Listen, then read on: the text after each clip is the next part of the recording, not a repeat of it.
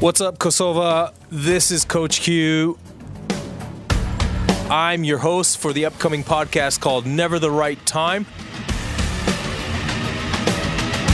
We are on every Tuesdays, 11:30 a.m. to 12:30 p.m. 103.5, 105.5 Urban FM. We're going to be talking all things around health, fitness, lifestyle. Please check us out.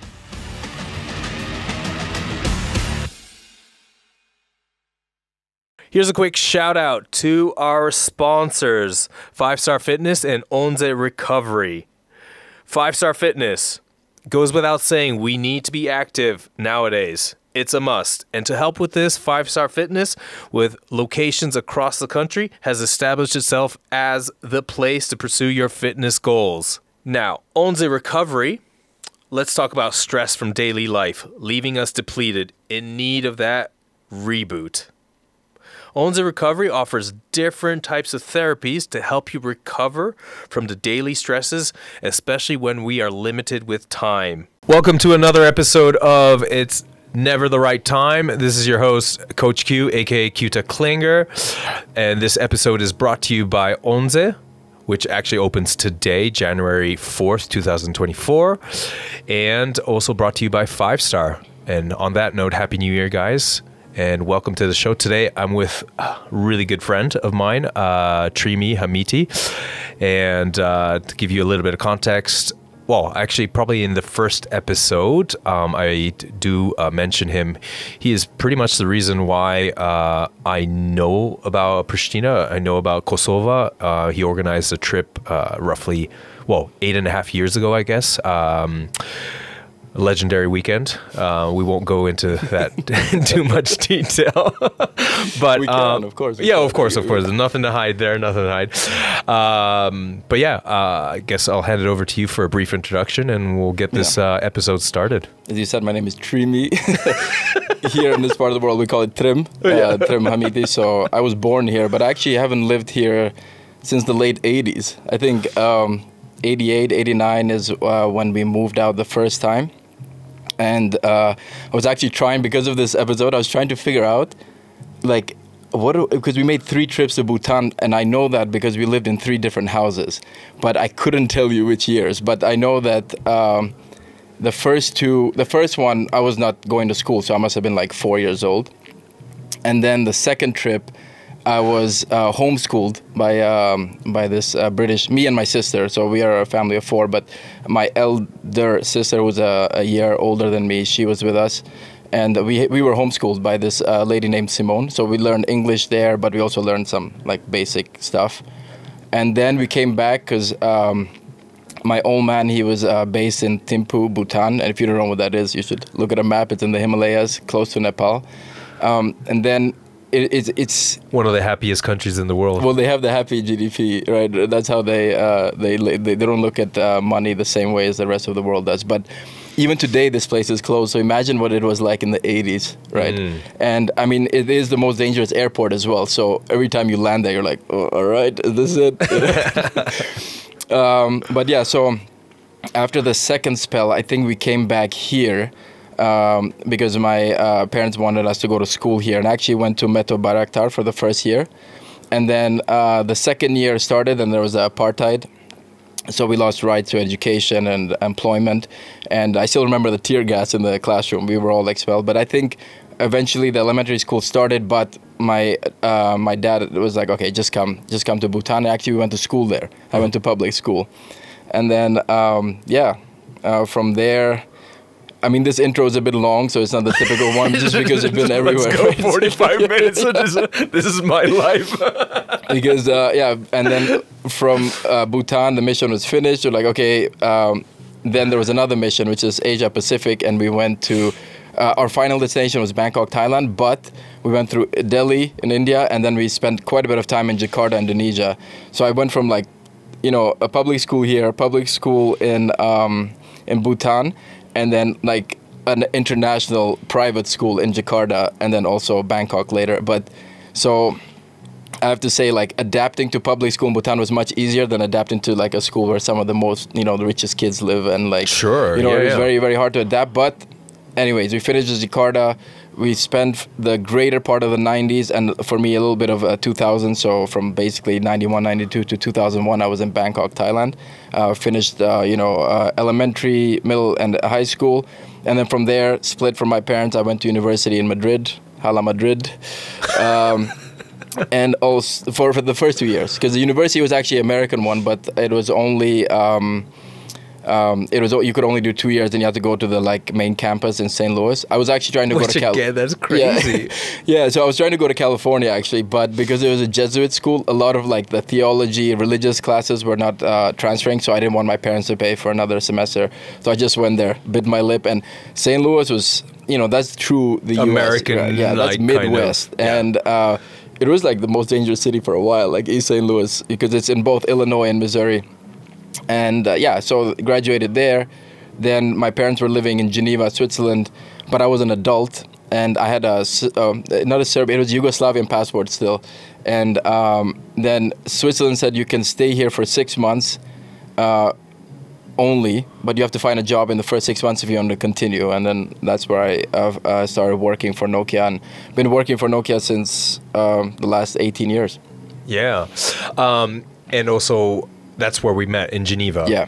But I was actually thinking before this episode in terms of because you are also Swiss now, correct, right? Yes. And so when did that journey start? And I guess it was from that 6 month kind of initial period of starting to work with Nokia, and then that continued, right? And at that time, not that this is going to be the focus of the episode, but what was, because to become naturalized as a Swiss passport holder, it's changed over the years, right? The criteria is much stricter now. Yeah.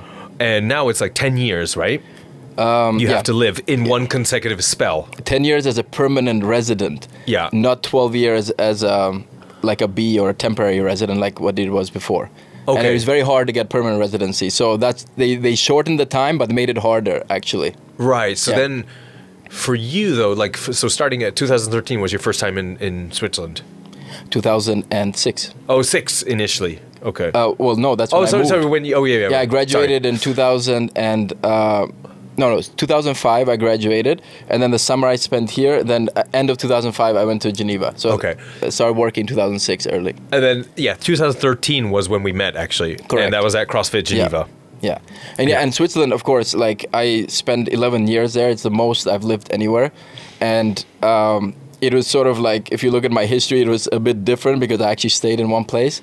But there was a reason why I was staying, is because I needed to get that citizenship. It wasn't the reason in the beginning. I didn't plan to stay so long, but in the end, I was okay. And funnily enough, after 3 months that I got my citizenship, I moved to Singapore, and I've been there for the last 6 years. So.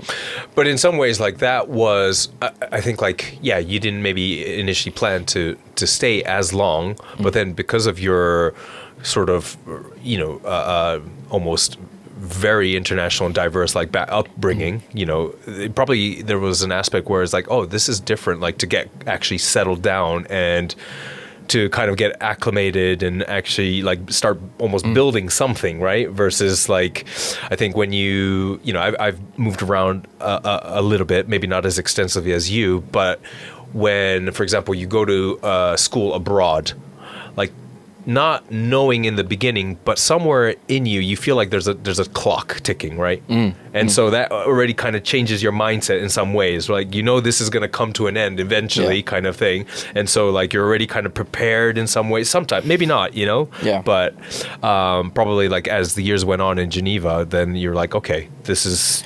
Well, I talk about this because I said after 8 years, I almost even had a panic attack. I was is this it? Is this me? Am I gonna be Swiss now forever and this is my life? Of course, not the case. We moved to Singapore, in 2017. So that was a big change. But it was good to have a base somewhere, right? For a while, at least, get some miles done somewhere. And I think it's important to do that because you don't have this constant okay, these are temporary friends, these are temporary connections that I build with everybody, because eventually they're gonna come to an end. Yeah. So it's already been 6 years in Singapore, huh? Yeah. Wow, that's time flies.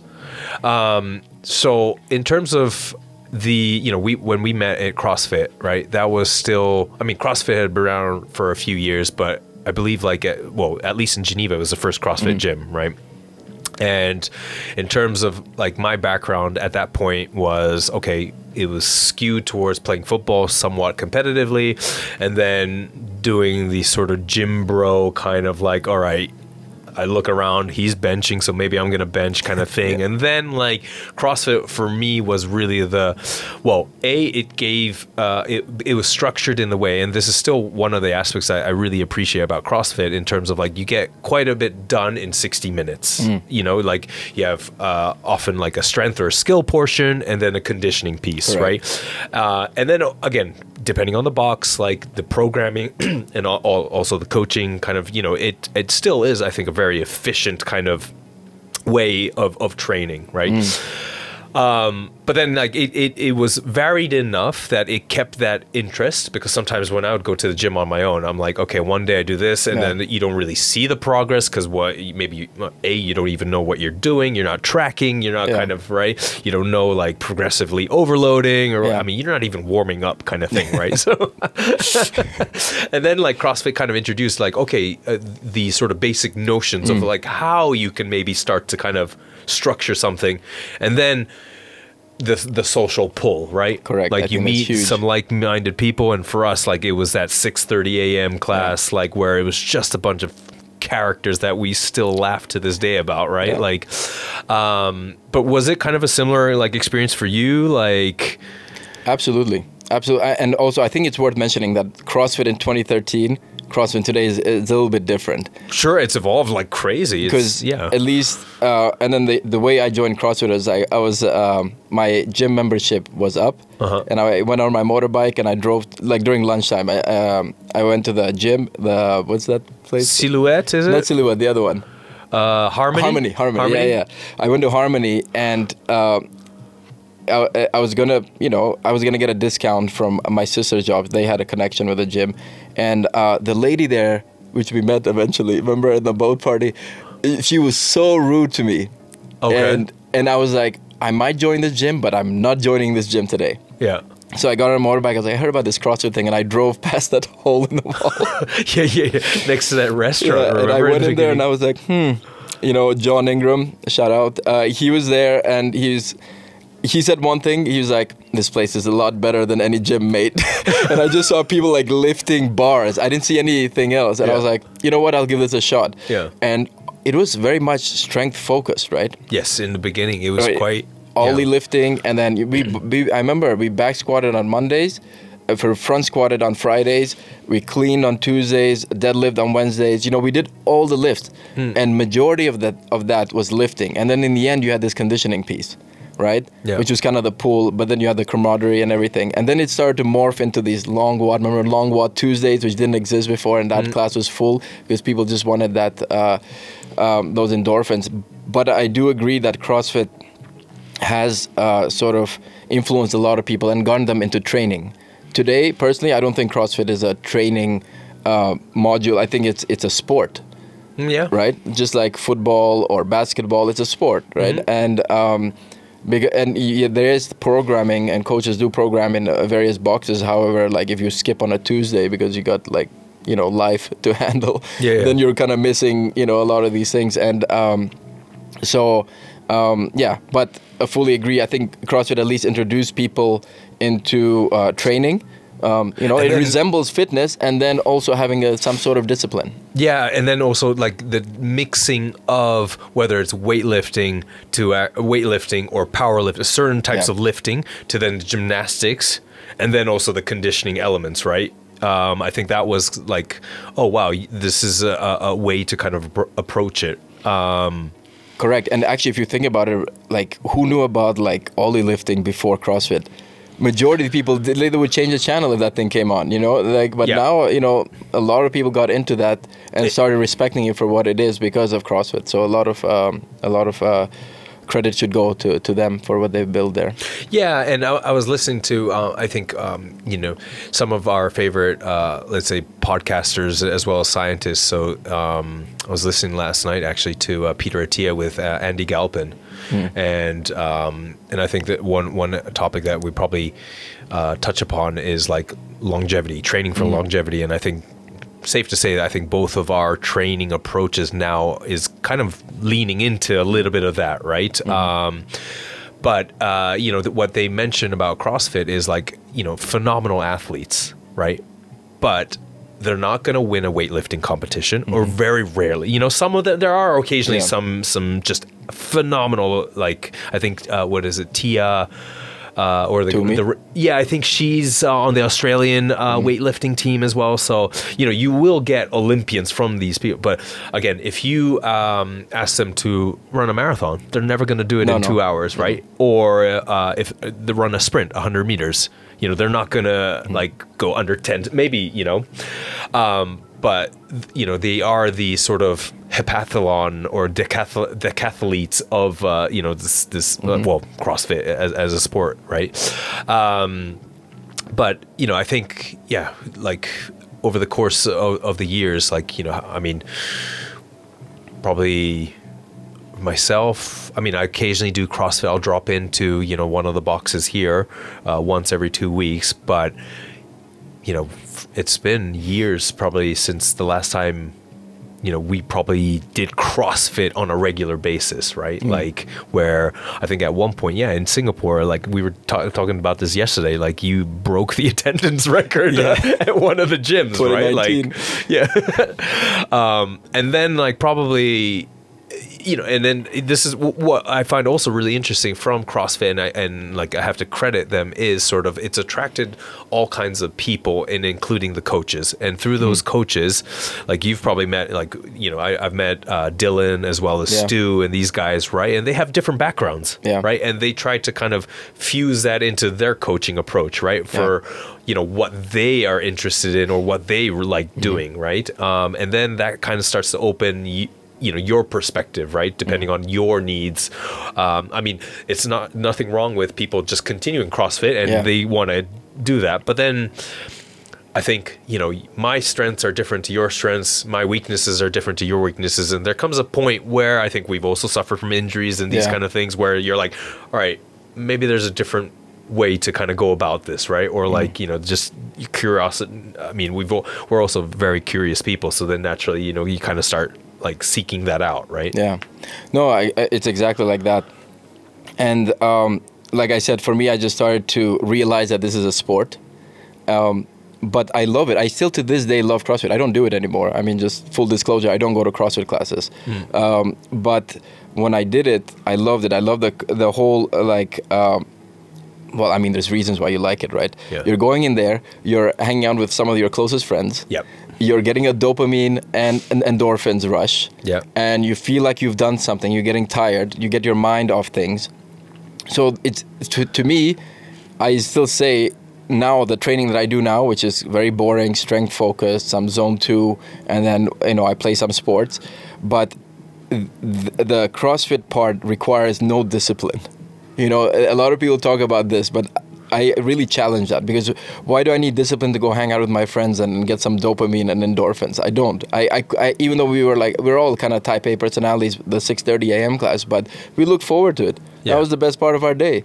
But now go to a gym by yourself, listening to your music, probably the same playlist you've listened to a few times, trying to progressively overload, trying to do better than you did last time, and do this day in, day out. That requires discipline, you know. And I think this is where this whole thing has changed. And then also, like, I don't like being religious about things. Obviously, you know, we've tried to experiment with everything that we could, but we didn't really stick to it like it was a religion. Once you get some more data that comes out that says, hey, maybe this is not the best way. For me now, I'm 40 years old.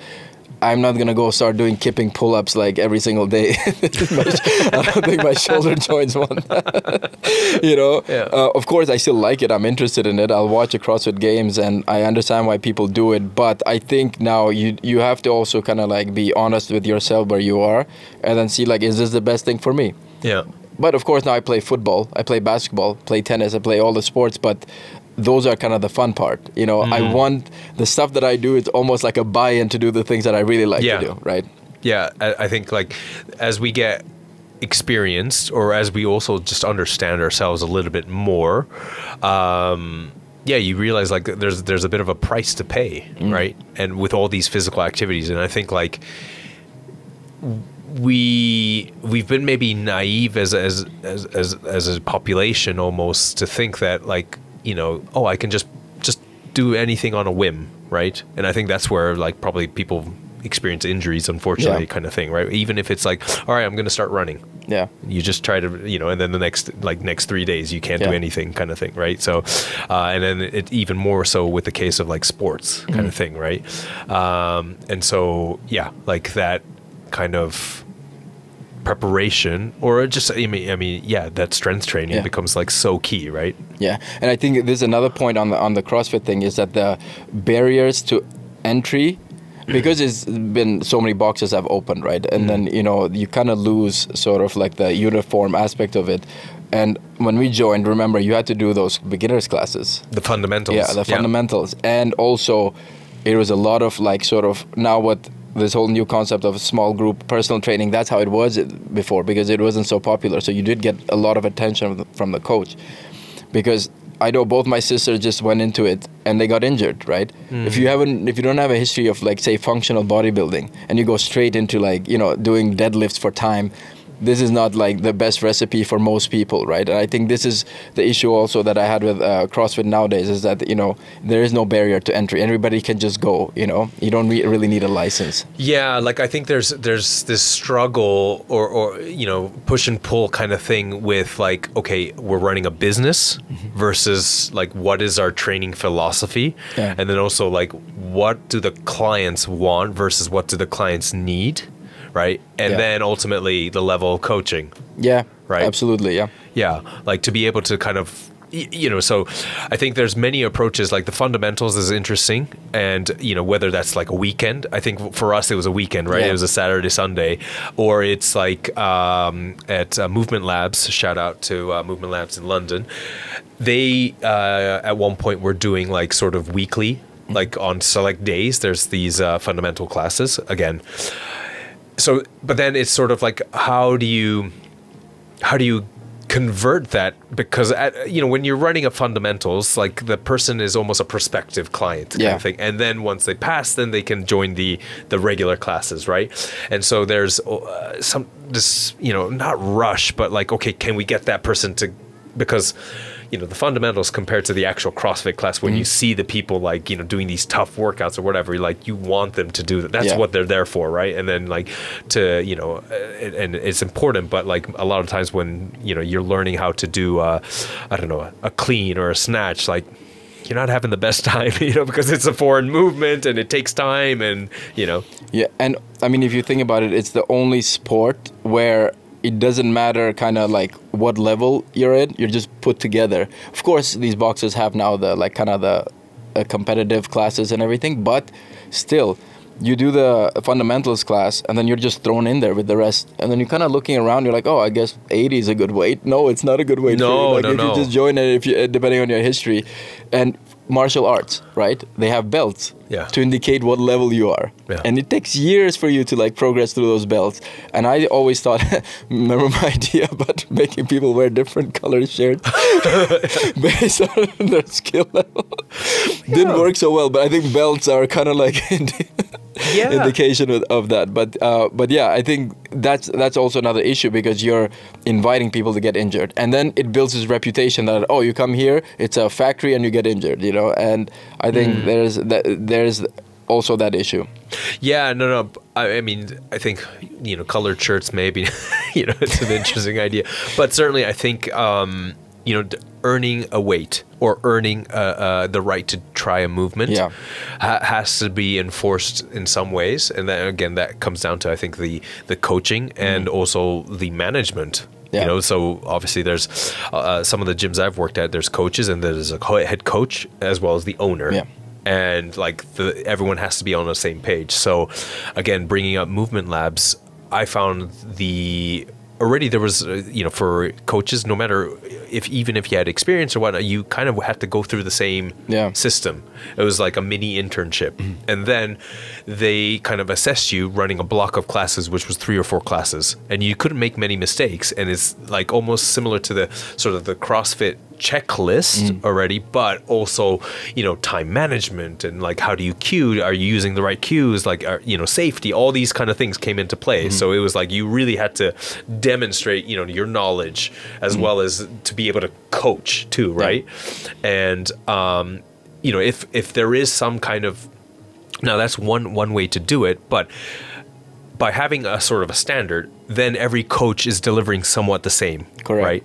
And I think we've all been in gyms or boxes where, there is a bit of discrepancy. And I think when you saw that explosion where, there was a CrossFit gym on every corner, it diluted like what really good boxes were doing versus like, the guy that just did his level 1 on a weekend seminar and it's like, I'm a coach, right? Yeah, no, it's exactly that. But then also think about the economic side of things, right? Because I think the motives are like generally good from anybody who's getting into this fitness world. I think they tend to have generally good motives. They're trying to get other people to be fitter, feel better, and everything. However, there's the economics part of that. Right. So if you say that yes, the best is I have 8 people in one class, how are you going to make a living though with that? Because that's not enough. How many classes can you run? How many coaches can you pay? And how many members can you really have? Unless you charge a lot. So that's kind of the new concept that's coming. But the previous one is like, okay, let's see if we can get 20, 25 people in this class. There's no way that you're going to get like the same type of attention from the coach if it's a 25 people class. No. And I recently did my, to get recertified as a level 2 coach, right? And that's one of the points that came up where one of the guys who was with me, he on his weekend classes, it's like 20 to 25 people, and the seminar staff were like, well, honestly, the first thing, if it is possible, I'd have a chat with the owner saying this is not possible. But if you really have to, then you need to be almost militant in terms of like it's a checklist. You really need to organize, set up the class so you have the angles, the views, and everything kind of like that. But if there is a possibility, like, again, I think the sweet spot for like CrossFit classes is like 8 to 12, but that's, again, it depends on the space and also, again, the other thing is if you have 25, is it possible to have a second coach then, right? Because you need those eyes on it. And you're absolutely right. If there's just one coach, like there's no way, like someone is going to get dropped behind. And then, 20 individuals, 2 new people, naturally the new people, like you have to triage the different fires going on, right? But there's also going to be maybe like someone who can't really quite check their ego out the door. It's like, I'm going to be deadlifting 200 in this WOD, watch me, right? And we've all seen it where it's like, all right, we see each vertebrae sticking out, So, but I guess like moving like from CrossFit, like you mentioned, so you do the boring strength training type stuff, like, so like what's your like journey, because that's also really interesting in terms of like how you kind of like what kind of things attracted you and what you're trying to do. And then also you brought up the whole discipline part, and absolutely I think you're spot on where like it's so much harder when you're putting together your own program, right? But it's also like out of your curiosity and then trying to address what you need as well, right? So like it kind of works both ways, but still like to be able to sit down and like, all right, this is what I want to do, on what days, what I'm going to do. And then also, going day in and day out, it's like you are doing your own thing, right? Yeah, I think the journey, actually, the transition from CrossFit to this type of training actually happened here in Prishtina, because in 2020, as we all know, there was the start of the pandemic. And Singapore handled it quite well, actually. By December of 2020, we really had no cases there. And you could move around freely. And the rest of the world was kind of like these kind of like big lockdowns. So, but still, I kind of felt I was in a bubble because it is a small island. And I wanted to just get out for a while. And instead of going to Switzerland where my parents were, I didn't want to get them sick if I get it. I felt quite confident that if I got it, I would be okay. I came here, and I spent basically all of December and most of January. Actually, yeah, most of January here in 2020 and 2021. That's where I know Dren, he was here in your podcast, and but Arsem, the trainer in 5-star. So I just started training with them. I was still going to CrossFit because I'm just used to that. So I went to CrossFit Prishtina. I was doing a few classes, but I saw myself sort of merging slowly into this just lifting, and then of course it also with we spend a lot of time listening to some of these great minds that are out there on YouTube. Yeah. And you can see that like the science is backing that this type of, at least for longevity, the more muscle you have tends to be quite tight with longevity. Yeah. And I felt like there was some sort of progress in this sort of traditional strength training. And then I took that with me when I went back to Singapore. I was still doing CrossFit and I was still doing this, but then there was another lockdown. Then I had, luckily, I lived in a house with a garden, and I had all my gym equipment there, so you couldn't really do much besides just lift weights. So that's how it went. I tried to return as the gyms are opening and closing. I was returning to CrossFit, but then I just decided that, I'm not going to do this anymore. Because I think my membership was also coming up for renewal. Yeah. I just said, you know what, I'm just not going to do this and check it out. It was actually the first 3 months were the hardest, because I was used to the endorphins, the dopamine, that whole type of, and then also seeing friends and everything. Yeah. And it was quite hard. And I was actually trying, as I told you, I think at dinner, I was trying to figure out what's going on with me. Like, why am I feeling like depressed almost? Mm-hmm. It was like because I didn't have that crutch that I was relying on, which is these type of sort of like kicks that you get from the class. And but then that kind of faded away. And then decided to just get into functional bodybuilding, basically. That's what I still do that now, which is kind of like more the push, pull, legs. I vary that every now and then, but really based on progressive overload, whether it's via more weight or more reps. Yeah. And then now I'm 40, also realizing that recovery is key. Yeah. So I don't want to just sort of never let the body actually let the processes go through. So, and also a big focus now is on intensity, because you could easily go to one of these global gyms and just start like yanking on things for like 2 hours, and actually you haven't really done much. So with my training partner and my good friend Niels, we actually go, and the longest workout we have is 45 minutes. We're going in there and out, just like lifting. One, you go, I go, and then supersets. Yeah. You just keep the intensity at the right place, and also it gets you closer enough to failure.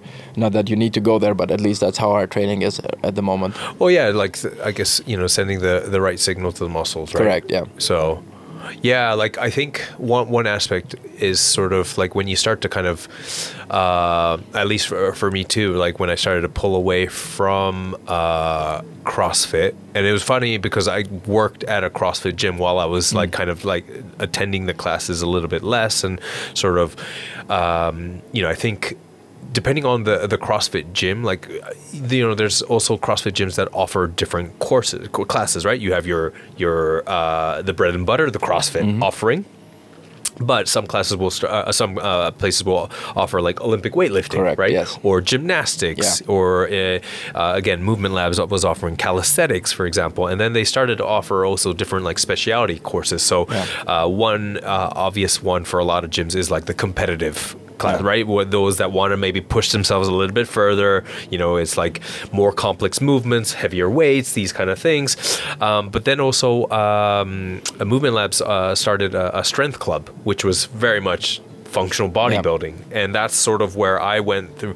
But it was actually also coming out from the pandemic. London gyms were closed too, and the thing was, a lot of us also, like, when we take a break, and this isn't like you came back from summer holidays a couple weeks, or even that, right? So you the duration of the pandemic, months, right? The thing is, you think somewhere in your mind you could just pick up from where you left off. Like, I was squatting, 100 kilos, so let's just work, no, that's not the case, right? Even if you were doing like, 100 burpees a day, or like you were doing something to stay fit during the lockdowns, right? So I for I wouldn't say for the first time, but like I definitely tried to play it smart, and so I wanted to build my strength up. So focusing on certain lifts, and I started off with doing like a kind of a traditional like bro split almost, chest day, leg day, these kind of things, and gradually kind of and then I saw actually like. I started mixing a little bit of like the CrossFit or the gymnastics type stuff as well. And then maybe attending a few classes here and there. And actually I saw like that I moved a bit better than before because like the underlying strength was probably much more than before. And then it was like, oh wait, there's different ways to kind of go about this, and I think, going back to sort of like the, earning the right to go heavier or like, getting your stripes, as you say. A lot of us, when we start CrossFit, we're not strong enough. Yeah. There's a lack of strength, and then it's like you're trying to do kipping stuff. Yeah. If you can't do a strict pull-up, you're just kind of, you're lying to yourself. You will do a kipping, right? Yeah. But your shoulder cannot handle that. Correct. Right?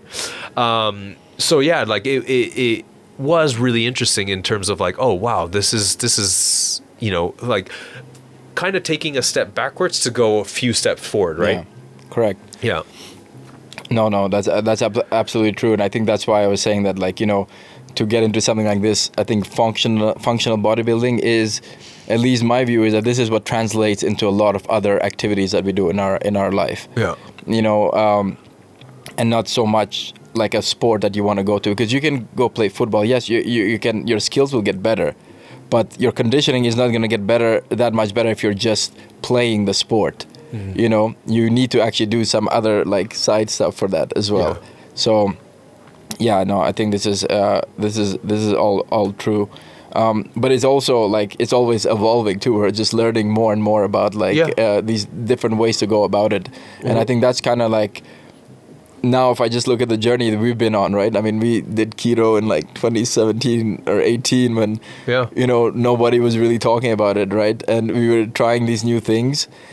And of course, we don't do that anymore, right? But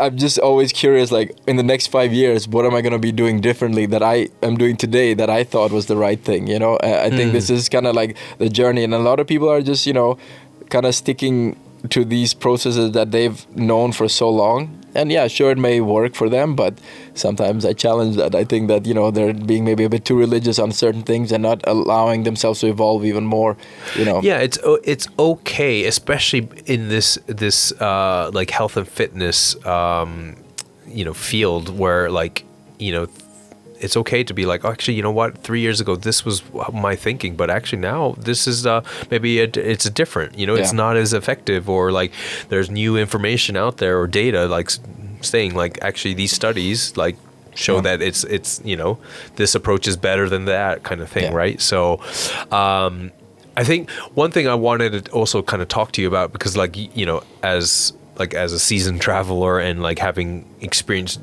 different gyms of different standards, and I think like, the gym, one of the recent gyms that you were in Singapore, and you shared like plenty of pictures of it, was like amazing, like super cool, like in terms of the setup, the equipment, that kind of thing. And then you obviously come back here, probably once a year, right? Train at the 5-star together. You've seen some of the CrossFit gyms here too. Like we'll probably check out some of the new gyms that have opened up, but it's exciting here because like, as a developing country, like you don't have to follow the steps that these other places have taken, right? It's sort of like, oh, that's already happening there. You can kind of leapfrog in some ways, right? But it'd be interesting, like your take on like, what do you see as like, that's kind of working, maybe not working? Like, what would you kind of like to see? Because it's sort of like, in some ways, like, it's anything is possible here too, right? So you mean Prishtina? Yeah. Or just in Kosova in general, right? Yeah. Okay, so I always like to start positive. What's good is that there's a lot of youth here. Yeah. Like you almost get a culture shock when you come here because there's so many young people. Like when you go to the US, you see a lot of overweight people. When you land there, you're like, okay, this is a shock. This is a whole. It's almost like a different planet. And here's the opposite. Here you come and you see like a lot of young people. But I've been coming here since the 80s, in the summertime typically. But I've been coming here at least once a year, and there has been a drastic change of how I view this place. I used to view this place as like, oh, there's a lot of like skinny people there. There's like tall, skinny people. And the reason was that there wasn't many restaurants, especially before the war. There wasn't many restaurants. You ate at home. And there wasn't that many cars. You walked everywhere. And it's also such a small city, right? You can walk anywhere you want. Now, what I notice is that, okay, there's a lot of like development, but it's still within the same kind of compounds of the city. People eat out all the time. There's so many restaurants, so many cafes and restaurants everywhere. So people typically eat out, which means you don't control what you're eating. Somebody else is doing that. And then you're driving everywhere. Yeah. And now you start to see it in people. Like you have this skinny fat syndrome here. You see a lot of men that are, for example, like skinny, but they have a belly because, you know, they're not walking. They're not getting their steps in. They're not getting their sort of neat out. And I think that's something that is one change, which is not for the good side, right? And then, to be honest, I don't even know how that gets fixed. But then the other thing is it's still, this is one of the few places in the world where it's still very much a smoking place, right? Yep. Smoking is sort of accepted. Like, to just give you a contrast, Singapore is a non-smoking country. You can smoke in certain areas within the city, and you usually buy a trash can or something, and it just like makes the whole process. And if you throw your cigarette butt, like not in the right spot, if you just flick it on the street, that's a fine. You get caught. That's a significant fine, isn't it? Right? Exactly. But what I mean is like they give this whole like smoking such a sort of negative kind of connotation to it, because you're by a trash can with other people smoking. But here it's very much spread out, and we know from what we've, at least not just me and you, but everybody knows how harmful smoking is, right? And that's gonna, like, you know, whatever fitness you're trying to achieve level, that's gonna just push you back. So I think that's one thing that like it is culturally, and I just wonder maybe with the new generations that might change at some point, because that would be. But again, going back, there's a lot of youth, there's a lot of potential, right? So now I'm glad that you're here, and I think people will soon also start to realize more the value that you bring to this place, because you are sort of in the forefront of like fitness and nutrition. And I think you're not going to come and make the total difference, but you're going to be that spark, I think, that will get other coaches here at least to just think about the way they're doing this. Am I just rep counting? Am I doing the same thing I've been doing the last 10 years, you know? So it's and I think this is something good. I think if we can get just more different viewpoints and different approaches, and then also make fitness sort of like part of your lifestyle. Because if you look, for example, in the Nordics, you know, like fitness is part of their lifestyle. Yeah. You know, you don't really see many unfit people there, because it is like, oh, I gotta go for a run, or I gotta do something. You know, they all have these type of like outdoorsy activities. And here, I still feel that those people are the outliers. You know, that are kind of focusing on that. And I think that would be somehow the change that we want to see. Gym-wise, I mean, like a lot of these gyms were amazing when they opened. Now they're a bit run down, but in the end, they still you know, provide you the tools to do it. It's more, I think, about the coaching, to be honest, and then and people getting to learn more about fitness and nutrition. I think this will be sort of interesting. I do see, though, there is a movement, like, you know, with Onze, for example, the recovery, and now you see a lot of these like Pilates places opening up, and I think there is that sort of general movement. I think it's going in the right direction. You know, so there's positives and negatives, let's just say. Yeah, I think, like, I mean, what you don't know, you don't know. Yeah. Right. And that's the case, right? And so it's also, I think, sometimes like, and that's perfectly fine. Like, you know, then it's about like, okay, sort of, rather than being maybe judgmental, like, it's more about fostering a sense of curiosity. And then the other thing, and I'm not saying people are judgmental about that, but like, it's sort of like, oh, you know, oh, he's doing something different, you know, like, rather than it's like, I wonder what that's for, versus like, it's something weird, you know, Yeah. and then that's it, right? That's kind of one scenario. And then the other thing is sort of like, I think it's also about the sort of growth mindset, and that's something easier said than done, like to continuously being open, right? And also ready to make a fool out of yourself, Yeah. right? Like, it's, you know, we're all going to be beginners, regardless of like whether you start bodybuilding to gymnastics to kettlebells to mobility, whatever it is, right? Like in the beginning, it's going to look weird. It's going to feel awkward. But then if you kind of persist and stick to it, then it becomes into something, right?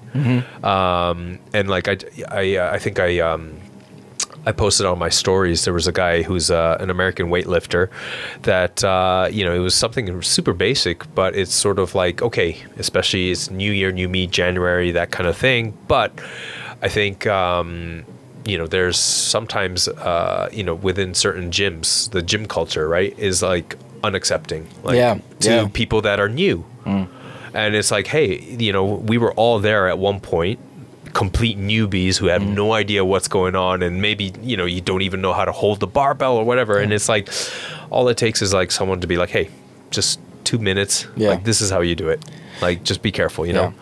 For me, my view on that is that it's a lot more of a perception and sometimes an excuse for people not to join a gym. It's like, oh, they're like this there, you know, they have a perception of the gym, but actually that's not the case at all.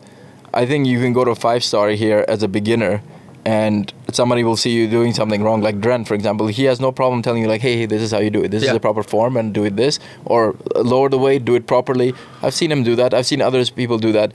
I think it's more perception, and it can be intimidating. I'm not discounting that. I think that it is true that it can be intimidating. But I think it's also something that you just have to get over, right? You just have to go somewhere. And I think this is actually, going back to CrossFit, something that kind of removed, because there's a lot of people on the same boat, you know, and that's where they found themselves in this CrossFit, you know, place. Maybe they were not very comfortable going to these other places. And that social element just kind of loosens things up, lowers the inhibitions, kind of.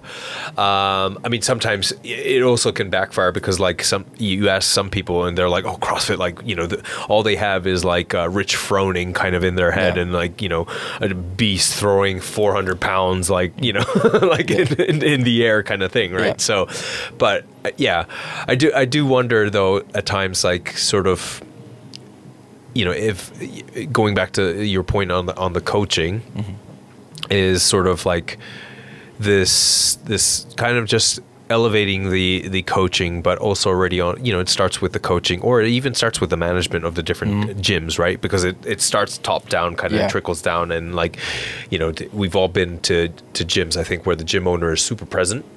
And, you know, that person, like, it's almost like an extension of that person's personality, kind of thing, right? And then that translates into, I mean, maybe it does, maybe it doesn't, but translates into also the coaching. And if that owner is passionate and present, then the coaching is going to be also, because that person wants coaches that are going to be almost like-minded kind of thing, right? And then for those coaches to be like almost, or trainers to be sort of the I mean, almost leaders, right? To then it's like, hey, welcome to the gym, you know, kind of help them out, kind of thing. I think to address that issue, I think, yes, I think that's absolutely right what you said there. I think where it actually really starts is with the individual, right? Because you have to make that decision that, like, I'm going to do this. And there's nobody else that you can fool, especially not yourself, right? I mean, you have to make that decision that, like, hey, I'm going to actually do this. And just be honest. If you're not going to do it, don't do it, right? But, because no one can force you. Exactly. It's like, I think that's where it starts. It really has to start within yourself. And even now, after like years of me doing this, I find myself even lying to myself, like, maybe I don't go today because of this and accident. But like, no, that's not, I mean, this is, it really starts with yourself. And then, yes, these other factors play, like how is the gym? Is it accepting? Of course, you don't want to go to a gym where people are not nice to you. That's definitely going to be a barrier to continuing your journey, right? But I think where it really starts is with yourself. So then on that question, like, the whole discipline, right? Because I think people still are very much like, I'll go when I feel like it. Right? The motivation thing. And I think, between us, like we know that it's like, no, it's not motivation. Yeah. It's discipline. You create your own motivation, because essentially, the example I like to use with clients, or even just people that are like kind of debating on like, oh, I want to do this or whatever, especially when it comes to the fitness realm, is when do you feel like brushing your teeth? Yeah, exactly. Right. Yeah. If never, but you still do it, right? Yeah. Because like if you don't, then of course there's negative consequences, and then have to see your sister. Then shout out Viosa Hamiti. Yeah. But yeah, so it's sort of like you just have to kind of get on with it. Like, I mean, there are like, and then I think it's not like an ultimatum in the sense that like something is better than nothing, right? Yeah. So people think like it's like, oh, I got to crush it from day one kind of thing. It's like, maybe it's you go to the gym. Yeah. You get your membership, and then I don't know, 10 minutes on the treadmill.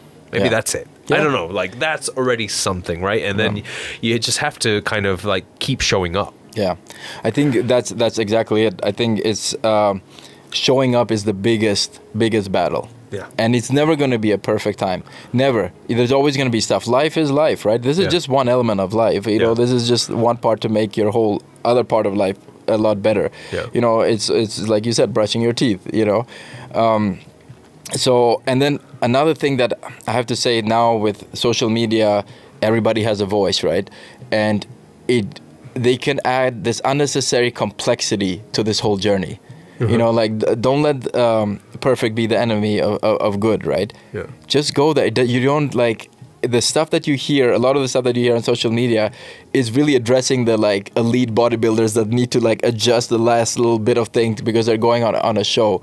That stuff is irrelevant to you. Like, there's so many low-hanging fruits, like you said, just go on the treadmill for one if that's the level that you're on, Yeah. And then even if you go and just lift some weights, that's a lot better than actually just sitting on the couch and saying that I'll do it next Tuesday or something. Yeah. So I think this is like, start with yourself and then just keep it simple and then take it from there. And then like you'll see that eventually it will become part of your lifestyle.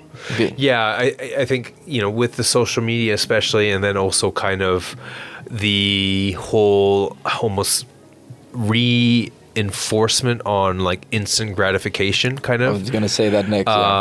Because with each sort of revolution, right, especially with this last digital one, like everything comes to us. We don't go to it now, right? And so it's sort of like the beauty and simplicity, as well as also like the power of consistency, is kind of forgotten, right? Yeah. It's like, people probably know about it, but it's like, it's not good enough. Yeah. All of a sudden we've become too good for that, right? It needs to be like, oh, this, like, this crazy, I don't know, trick kind of, I mean, it's entertaining, don't get me wrong, but, like doing these like, what is it?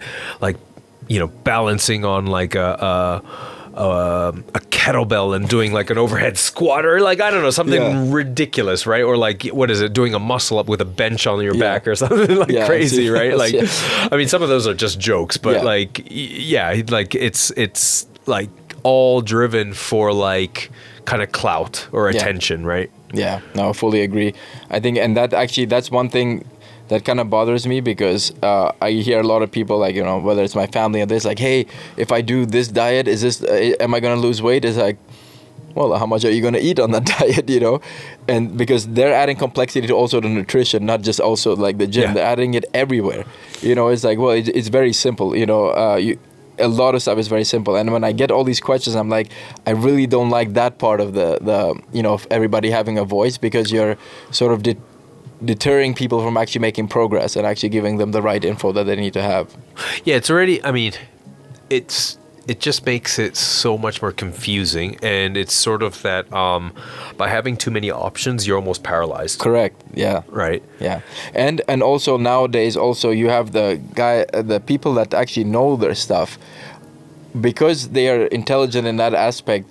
they understand that everybody's different, so they don't want to give outright advice. But actually, those are the people who should give a lot more guidance than they're giving now, versus the people who are giving lots of guidance where they should be in no place to give anybody any guidance, right? Yeah. And because a lot of people do need the you know, their handheld, like, all right, this is kind of your basic food groups.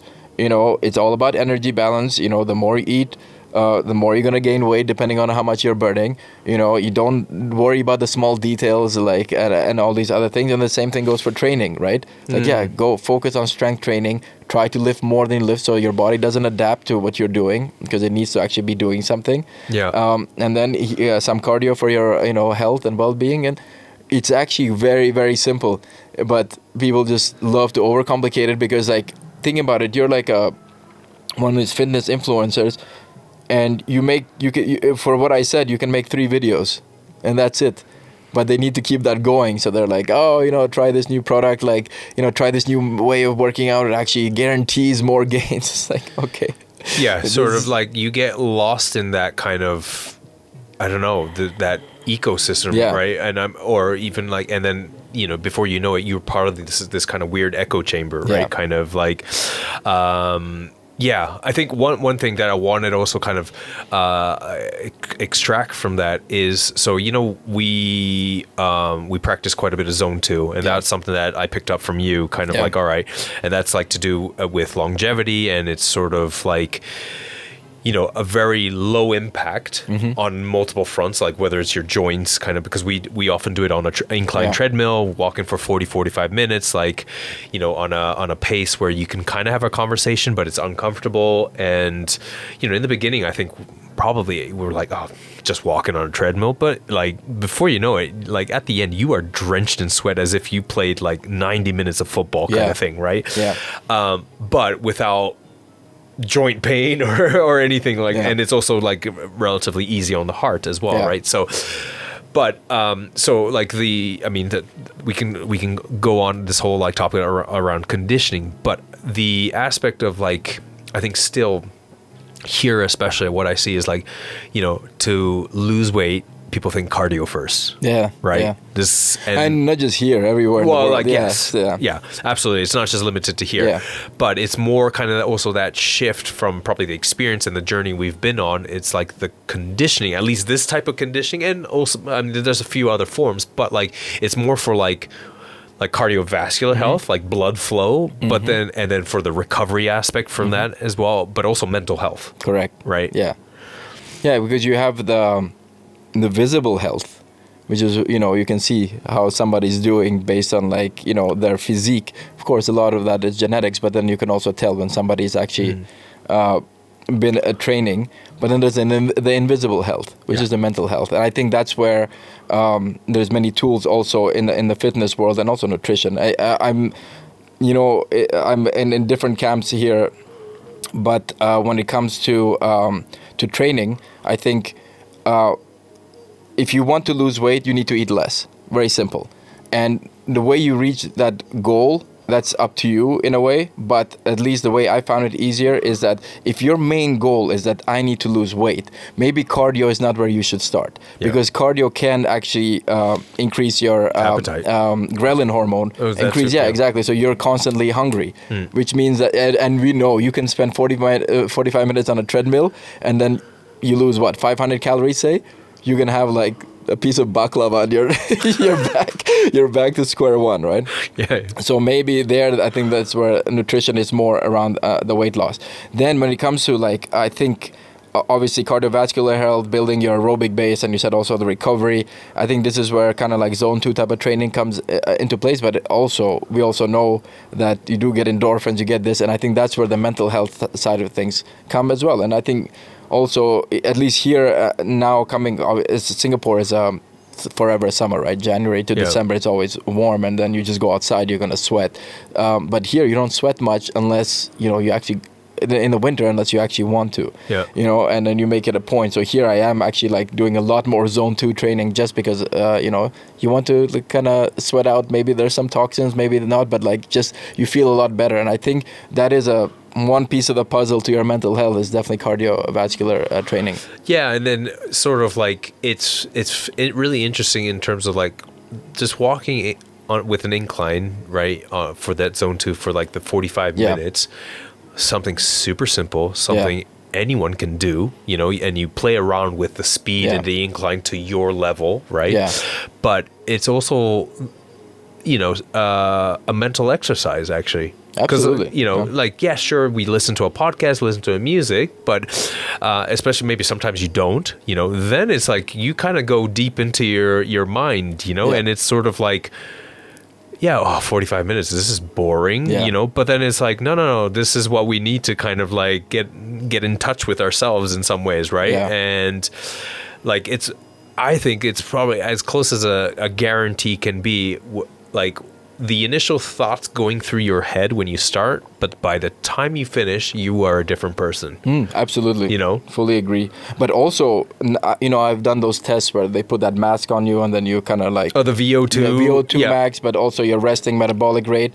And then also to see what energy system that you're using. So there's this guy, Stuart in Singapore, that does these tests. And I've done 2 already with him. I did 1 actually when I was doing CrossFit, funnily enough. Okay. And my energy system started to change at 127 beats per minute. Okay. So meaning that 127 beats per minute, I started to burn carbohydrates for fuel. Which is very low. I mean, like, that is like immediately my system was like, I want carbohydrates. Good thing I was doing keto back then. No carbohydrates in my system. Yeah, that was a terrible time. But then he told me, like, here, you got to do this amount of minutes. I think it was like 180 minutes a week of zone 2. And I was doing this religiously every single day. Then I went back, I think 8 months or 9 months later, and that... he was actually surprised too, I think. My energy system from 127 went to 167. So I was burning fat up to 167, even though I was sprinting on the treadmill. Oh, wow. It was still just using fat. Yeah, so very much fat adapted now. So this aerobic base that you build with zone 2, it's proven there. At least for my body, it was proven that this is how you do it. Yeah. So it was a natural sell for me. Like, I saw my own data. Yeah. Yeah, so then as we start to wrap this up, one thing is, like, in terms of testing, right? I think, like, that's something that you know, this year I want to get, like, do some more testing, whether it's like blood work and these kind of things, right? You do need to, like, kind of, well, I think if you for the average person, like, just starting off, like, okay, you don't need to be running all these kind of tests, but the importance of tracking, right? Yeah. You need to, like, how do you see your progress, right? And I think that's something I've sort of, like, from the corner of my eye see, like, at 5 Star, for example, where I do most of my work. It's like, I wonder how people are tracking their progress, you know, because it's sort of like, all right, I'm just going to add another plate, or, like, you know, stick the needle into, like, the more weight or less weight kind of thing, right? It's a bit, it seems like it's a little bit like loosey-goose kind of thing, right? So that's one thing, right? And then sort of, like, in terms of, like, other, just being able to kind of, like, measure these things, like VO2, and that's something maybe, you know, slowly but surely it will be adopted here too. Like, more places would offer that kind of stuff, right? And then if you want to go even further, like, to kind of understand certain biomarkers, right? Yeah. Like, you know, getting some blood tests, for example, right? To see, like, what are your certain levels or, like, are you from a nutritional standpoint as well? Like, are you lacking certain vitamins, minerals, that kind of thing too, right? So, absolutely. And I think maybe the blood test is not just to do with your, like, you know, fitness or anything. No, it's overall everybody health. Should be doing that. I do that at least twice a year. That's maybe excessive. At least for my age, once a year should be fine. If you're younger, probably not as often. But I like to do it because I just like to catch things a bit early if there is anything to catch. Yeah. But one thing that a lot of people, not just here but everywhere in the world, they use, so they start train and then they use the number one tracking device is the scale, the weight scale. Can be very misleading. Yeah. Because if you're doing a proper training, strength training program, you go on the scale and you're eating actually quite okay. The scale hasn't changed much. You think you haven't done any progress, but, like, you know, muscles everywhere. Yeah, so the composition has completely changed, and muscles also weigh more. So I think that's one thing that is not there. But if you are serious, if you really need to, like, for example, lose weight, then, you know, I don't recommend tracking forever, because you can get into this whole disordered eating type of world that, you know, I wouldn't recommend anybody to go into that. But use it as a tool for 1 week, 2 weeks. Just track what you're eating. So it's just, so you gotta somehow, you have a yardstick, right? To see like, you know, so you're not compromising your progress just because of few things. Like I know I did in the beginning when I was trying to track, like the olive oil side of things, I wasn't keeping track of so much, but that was like 300-400 calories just there, right? Because you don't really think about it, right? Guzzling olive oil. Yeah, shots. Yeah. But yeah, so I mean these things, but yeah, I think keeping it as simple as possible. I think that would be the main message. Yeah, simplicity and consistency. One last thing as we close this episode, 2024. What do you have any like kind of goals from a fitness health standpoint? Yeah, I was actually. I've already talked to myself about this in October, and I basically started in October. But 2023 was interesting year because my son was born. So obviously with that, some of the schedules had to change a little bit. And it was interesting because there's no way I was going to stop training. But I just told myself, like, look, this is not the time to get into technical training. Just go to the gym, lift, right intensity, play sports, walk as much as you can, as much as you can. But what happened was that zone 2 took a bit of a backseat. Okay. Right. So this 2024, I want to get back into it. At least, like, you know, I want to do 150 to 200 minutes a week of zone 2 because, you know, stopping for 1 year, you realize how good it is, you know.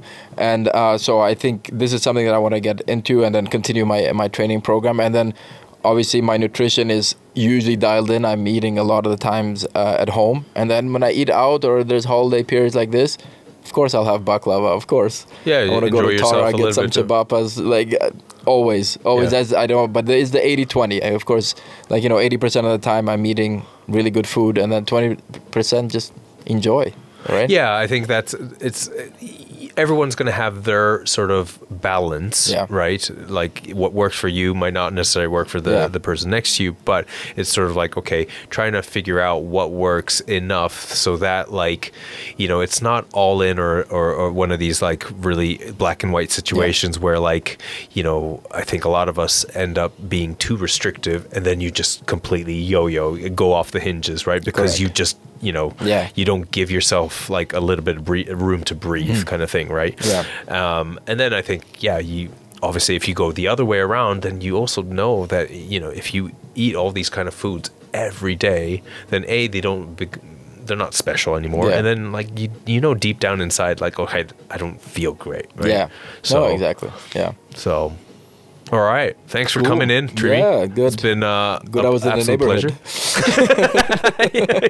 Yeah, you're just walking around outside. And it was like, hey, do you want to do a podcast? So I appreciate your time, man. And let's do this again in the near future. Absolutely. And really, I just want to say I'm really proud of you, what you've built so far. So I appreciate it. Keep doing it. I'm glad you're doing it here too. You know, Prishtina is lucky to have you. So thank you very much, man. They'll see that in the next few months. And means a lot. Thank you. Right. All right, guys, thanks for tuning in. This was Never the Right Time on 103.5, 105.5 Urban FM. See you guys soon. Ciao.